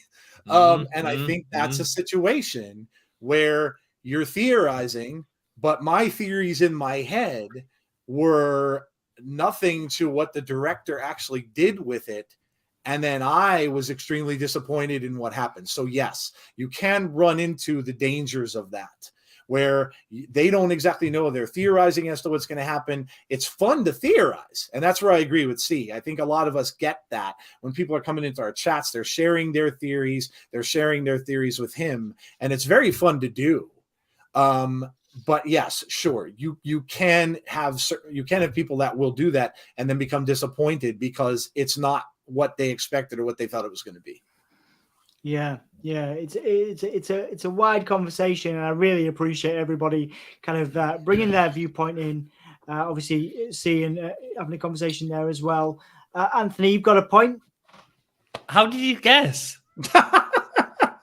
Is it because I was waving at you? I feel like we do need. I feel like maybe we do need a hand I need one signal. of them Zoom call things, man. Where I like. So because I love Joe to pieces and I love his points, but I always want to like talk about them. The problem with the theorizing is when WWE mislead you into thinking something for it to be a complete swerve in the other direction. I'll go back to TV shows because I feel like you're a TV show guy, like we all are. 24, right? 24 got really boring because at the end of each episode, they left it on a twist, and the start of the next episode, it was a really obvious thing, and that was fine for the first few seasons, and then it wasn't. Dom made a wonderful video. He called me up, so excited. I've seen this in the Bray Wyatt thing. I was like, what? He's like, Liv Morgan. I'm like, what? What about Liv Morgan? They've told us this. They've put this in the background. They've given very freaking clear hints to Liv, right? And while Dom was one of the first I'd seen on YouTube to sort of see it, and then lots of others picked it up, it was so clear. Dangling that fish. It's fucking Liv Morgan. WWE are telling us right now, it's indisputable. It's Liv Morgan. It was never Liv Morgan. It just goes nowhere. It just gets left in the abyss. And so you try and invest in stuff like you did with 24, but you don't have to watch the next episode anymore because you've seen it so many times that it becomes stale. Does that correlate? It's very interesting point, and obviously I appreciate again all the engagement.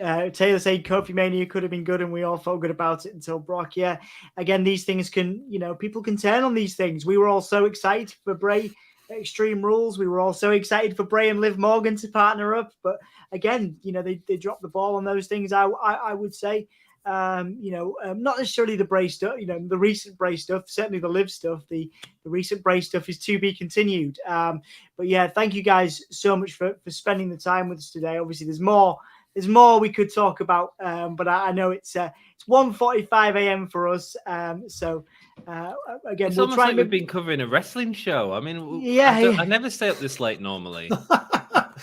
It's only coming around 9 o'clock for me. I'm okay. I got about another 4 hours until I go to bed. But you guys, man, I don't know how you do it. I'm a wrestling promoter. I don't sleep. That's true. Yeah. Here's the thing, right? For me, 1:45 a.m. here. Well, that's fantastic because that's 10:45 in Japan, and I do a lot of business with Japan. So on one screen, I'm doing this, and if you wonder what the typing is, that is literally me talking as well to the wrestlers in Japan, sorting out what's going on and sorting out. Gosh. So, my whole sleep pattern is completely messed up anyway. That'll teach you to put a Japanese wrestler as your lead lady in Pro Wrestling Eve, because you've got to stay up till this time in the morning every week. But she is amazing. It's not her I'm talking to. Some of the folks wanted us to show off. Some of the folks wanted us to do a watch along for New Japan. I'm like, absolutely not. We're gonna absolutely not. I think we've said we're going to do it, right? We're going to do it 3 a.m. when I get back from Iceland. I think it's the day I get back from Iceland. I'm going to be doing New Japan. Oh my gosh! If it's an evening show, right? It's for Japan time. It's fine for us in the UK because there's only a 9-hour time difference. But if you're on the East Coast in the US, that's a 13-hour time difference between Japan and the US. It's ridiculous. So it's very hard. I mean, it's always what makes the popularity of New Japan in America is so impressive. Yeah, it would be not a readily accessible product. Yeah, I think it would. I think it starts normally around 3:30 a.m., 4 a.m. our time. And it's there's absolutely no way. I mean, I've stayed up to watch a lot of things in my day, but 3:30 in the morning at my age, it's like, no, that's not going to happen. Yeah, dedication right there. Dedication. That's what we do, man. That's what we do. Yeah. You're gonna go back to an earlier question, then, guys. What match would you then give to somebody? A casual wrestling fan. We've done a lot of talk about casual wrestling fans. What match or matches for Dan maybe would you give to someone who's never watched wrestling and say, "Watch this. This is why I love it so much." Let's start with Anthony. Go to Dan, and then end on Joe. No pressure. Does anyone else want to go first? Do you want to go first, Joe? You got one? I can. You know what? I'm going to give Impact some love. And I'm going to go Josh Alexander and Speedball Mike Bailey. Oh, so good. So good. I'm telling you, I've watched, again, with the amount of matches that I've watched, through the years. And when I see one that's so good and a good one that had just happened, I was also maybe thinking about the North versus the Motor City Machine Guns as well, when the North were still together as a tag team in Impact. They were some amazing tag team matches. And I am a huge tag team nut, always have been.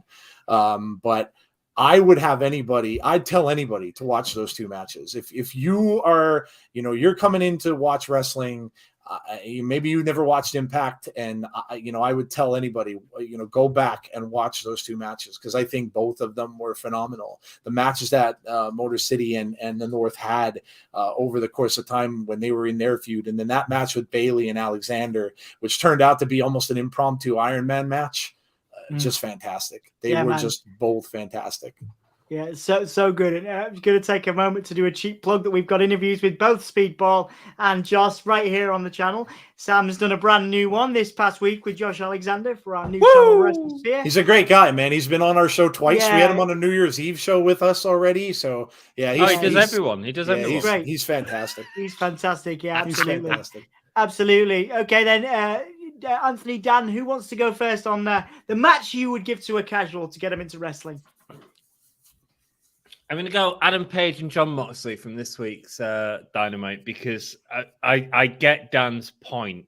I've learned, Dan, I'm going to stop showing people Undertaker versus Mick Foley as my way of justifying that wrestling is real. What I'm going to do instead is show them a brilliant match from a modern product that they can pick up.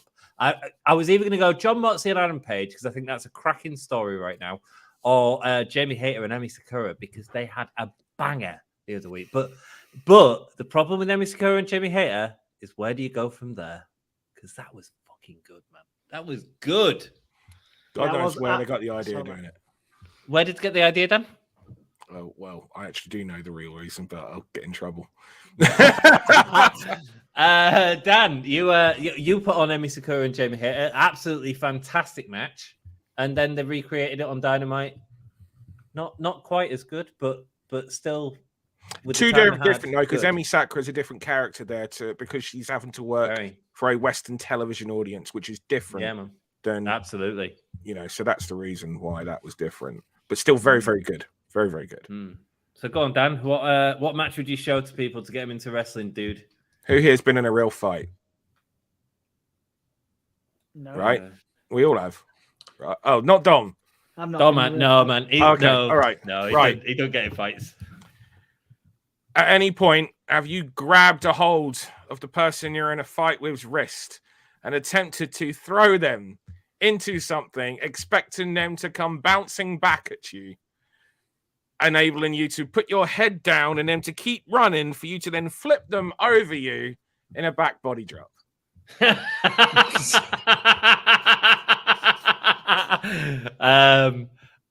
Well, every fight I've been in, I can't say I expected that to happen. I don't know if the booker what had happens that planned. in a real fight usually? Punches or headlocks. Really, that's real fighting, right? Yeah. So my answer is I wouldn't show anyone a wrestling match because they're not going to understand a wrestling match. What I would try to do is show them something involving the characters, which I feel would engage them, that would then make them, because they're buying into the character, would make them buy into the setting in which this character interacts, and that includes the wrestling. Right. And that's where I think that someone like Bray is very useful. Very beneficial. Yeah. I thought you was actually going to say, have you ever been in a wrestling match? Yeah, fine. Did you expect this person to do that? Yeah, fine. So if you wanted to get a real fan into wrestling, I'd beat the shit out of them. Listen, I worked with Vader, so like I can say that there's Vader would.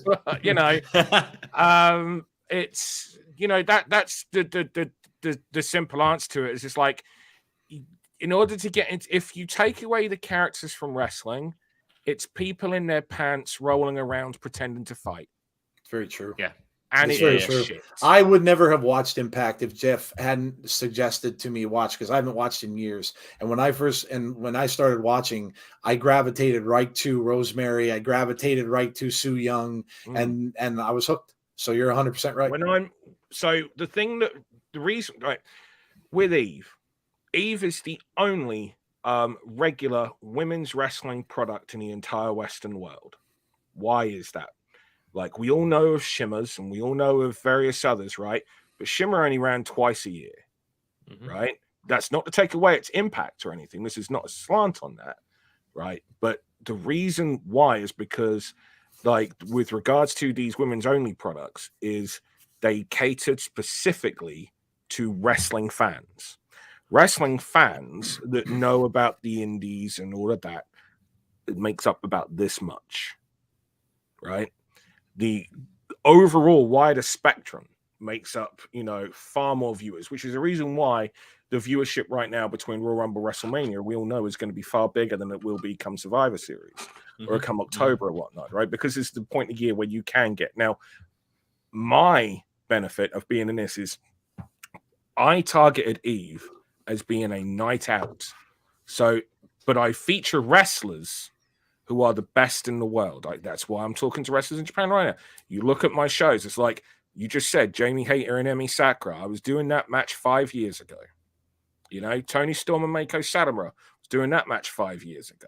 So much of what you're seeing on television is the stuff that I was doing years ago that I was bringing into the Resgal with a capacity of 250, and yet I'm spending thousands upon thousands on these shows, but we've got an online audience and people are paying premium ticket prices for it. But there is a mixture. because whilst I was also bringing in Meiko Satomura, whilst I was also bringing in, all these incredible wrestlers from Japan, I was also working with people like Su Yung. And that's where I got to see the people that are there for a night out. Because yes, wrestling fans react to Su Yung, and this is one of the things that makes Su Yung so special.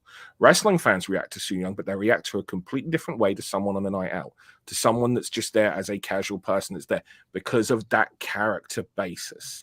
They engage with that character.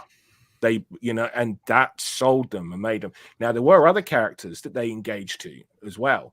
I remember, quite embarrassingly, going to I went to a therapy session, put my hand up, I went to a therapy session, and annoyingly, now bearing in mind, this therapy session was 130 miles away from where I ran Eve shows. And this therapist said, sorry, do you run Eve? And that's really, like, number one, you do not want your therapist to say that. You don't want them to have any idea of you. Do you know what I mean? But they weren't wrestling fans. And they started asking me about the next show. And they said, is the girl that runs across the wall going to be there? Okay, so that's an element that they've taken. They've forgotten the name, but they've taken that element of that character from, one of the Eve wrestlers. Yep. And they've remembered that. And that's kind of what like Su Yung is as well. So if I can get people into the characters, they will keep coming back and they will believe the world in which they interact. Yep. And then they'll believe the wrestling. If they will not believe the wrestling first, they might, hey, we can all show our friends, look at this bizarre thing that Logan Paul and Ricochet did, right?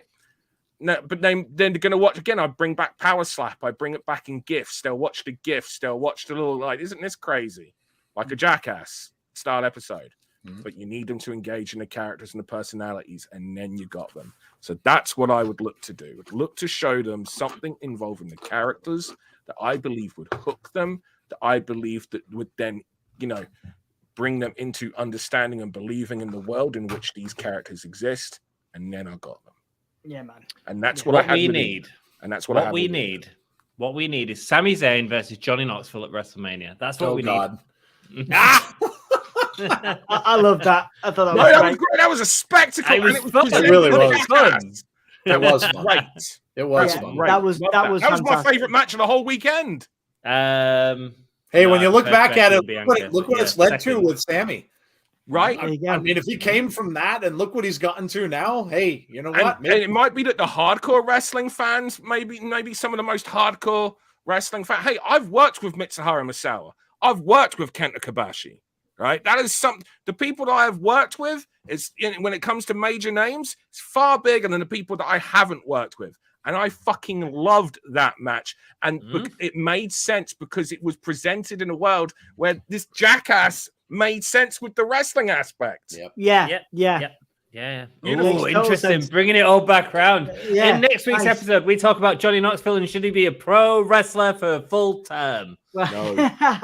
I'd love to bring everybody back together for a part 2, guys. It's been absolutely wonderful having you guys in. Thank you for dedicating your time to us. Let's go around the room. As I am wont to do at the end of these things.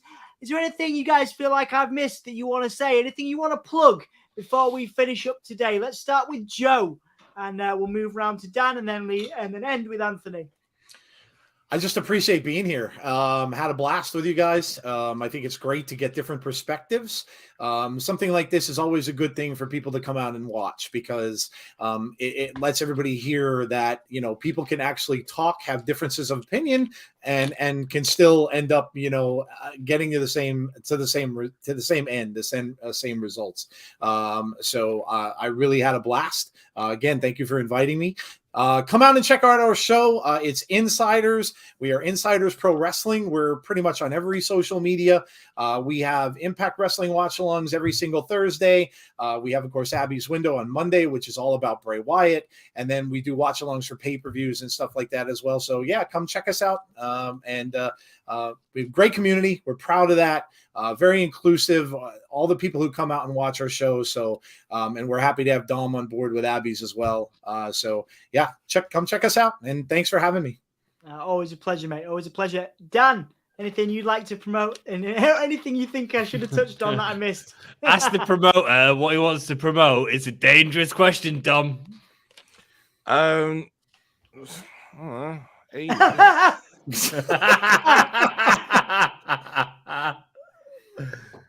all right, Eve, isn't it? Go watch some Eve content on YouTube. We'll put some links in the comments. And just exactly. There you go. There you go. I will say, just to add on Joe, it's cool. This first time that I've met Joe. Nice to meet you. Yeah, absolutely. Same here. Yeah. I feel I don't know. I feel more. No disrespect, but I feel a kindred with Joe. I think it's because of our age. Yes. Well. I'm the guy they make fun of all the time. They always make fun of my age, like I'm thousands and thousands. I don't. No, you don't. No, I get it from like Steve Wrestling does, and a lot of the community do. But it's cool. I'm the old man. I'm fine. But yeah, it's great to meet another guy who's around my age, Dan. I totally agree. Dom, you've lost your spot on Insiders Pro Wrestling, and Dan is taking over. He's screwed over to give me a whole year. This is the mantra, the whole screw job. Technically, I am the only actual person that's insider of wrestling here. That is true. The real insider, right, Joe? That shows itself, right? The reason why on any of those Twitch streams where you get points for getting the results, man, I got so many points. It's unreal. It shouldn't be allowed. I wish man, betting is a dangerous thing sometimes, but there you go. not for all of us. Well, see, there you go. See the comment? You got a while to catch up with 307-year-old Joe. There you go. What do I need to ask promote? Joe a question, actually, because Joe, you're in the States, right? Yes. Oh, God. Right. So here, right, we only really had in the 80s, it was like World of Sport, British Wrestling, or 70s, and then up to a certain point in the 80s. And then whilst we had WCW for a while, WCW was only on at like 2-3 a.m. in the UK, right?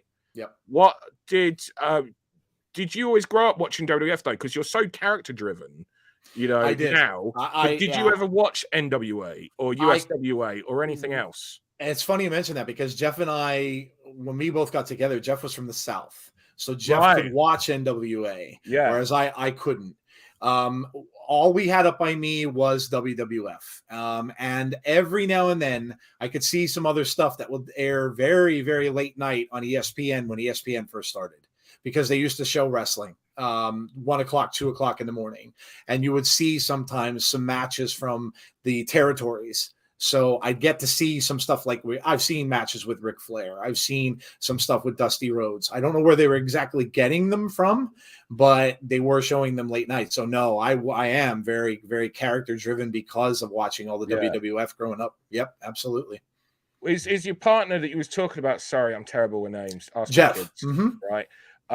Like is because they've got a would it be fair to say, based on what you said, that they've got a more varied background? Yes. Yeah. Jeff actually was in wrestling for a little bit. Right. He was doing some indie wrestling down south. So, but he is much more of his favorites and stuff came from NWA. So he's more of a territory guy, and that's what he was watching growing up. So yeah, in that respect, we're very different, but we also have similarities too. We enjoy a lot of the same things as well. So yep. Did that what year was when you started getting into wrestling? So what's your like key point? Oh my gosh. I go back to a story. I think I told this to Dom. I met Andre the Giant at a local wrestling show. Which was probably my first interaction that I've ever had with a wrestler. I must have been 8 years old. So that was 77 at a local gym, just like a small gym that was near me. So Jimmy Superfly Snuka, Andre the Giant, who else was Sergeant Slaughter? I remember was there. Man, it's hard to remember all of them. But yeah, so it's a very, even as much as the characters weren't like what we see now, they were still very, especially for that time being, like that was still very larger than life, and especially because the WWF, their whole thing was all big guys for the most part as well. Yep. So yeah, no, that's interesting. That makes a lot of sense as well in terms of what's formed a lot of what you're in. It's good as well that you do a show with someone who has another aspect of what they grew up with, because it means Yes. that you haven't just got two people talking and agreeing about the same shit Yep. as well. So Mate. Isn't that what makes engaging content? Me and Dom don't agree on the same shit, right? This is Works this is why very I was well. like, oh, invite me here today because I can argue with everyone. I thought that's why I was here. No, that was my booking, Dan. You just fucking argued with everyone because that's what you always do anyway, you prick.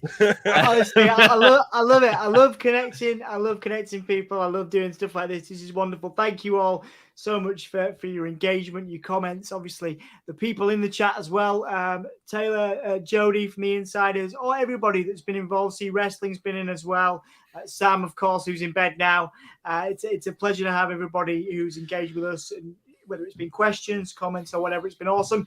Anthony, Where does Sam go into bed if he's just going to be in the fucking chat? I know, right? It's just disturbing his missus. what are you doing, Sam? Yeah. She's asleep. That's He's not doing- allowed. it's all done. He's doing it whilst also texting as well, just like chatting. He's just real engaged with this right now. Can I sell shit, Dom? You can sell shit. Thanks, Go on. man. Thanks, man. Go on. There's a new YouTube channel called WrestleSphere. It's got 2 videos on. Probably not worth subscribing to. Play now. Give me a whole yeah. They do weekly watch-alongs. Bit shit. Wednesdays are all right, but everything else a bit shit. Probably don't bother with it. Pro Wrestling Eve, slightly better than Give Me a Whole Yeah. Not much. It's fine.